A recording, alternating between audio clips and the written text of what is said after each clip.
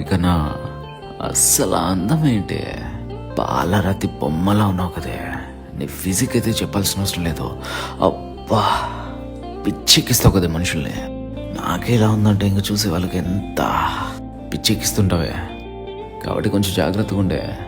ఆ లిప్స్ చూద్దామా, స్ట్రాబెర్రీ లాగుంటే కోరికేయాలనిపిస్తుంది. ఇంకా చెప్పాలంటే ఆ కళ్ళు, ఆ చూపు కత్తుల్లా ఉంటాయి కదే.